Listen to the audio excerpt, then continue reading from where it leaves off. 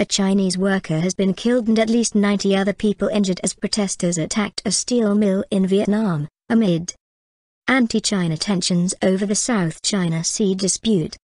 The incident took place at a Taiwanese-owned mill in Ha Tinh province. It came a day after protesters burnt several foreign-owned factories at an industrial park. The demonstrations have been sparked by China's movement of a drilling rig into waters also claimed by Vietnam. Several anti-China protests have since taken place in Vietnam.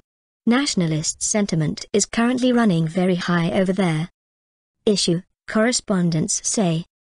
The Chinese embassy in Vietnam on Thursday urged Chinese nationals to take precautions, in the second such statement in as many days.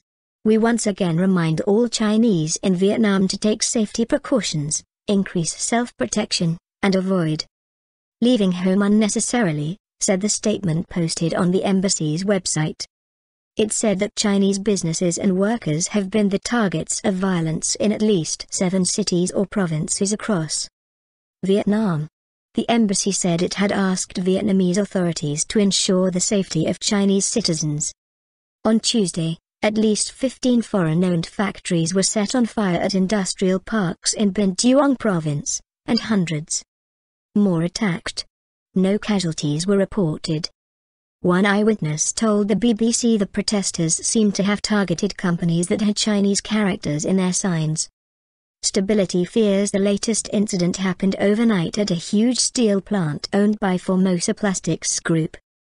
Taiwan's envoy in Vietnam said one Chinese worker was killed and 90 other people injured. A local police official also confirmed this account. One Chinese worker is dead. We are trying to identify the body, he told AFP news agency. In a statement quoted by Reuters news agency, the company said its Vietnamese and Taiwanese workers were not attacked. Taiwan's envoy told AFP news agency that rioters forced Chinese workers into a corner of the factory. The rioters have gone. But we are all still concerned they might come back, he said. Doctors at Ha Tinh General Hospital told agencies several Chinese patients were being treated for injuries. On Wednesday, Vietnamese authorities said at least 200 people had been arrested over the violence at the industrial park in Binh Duong.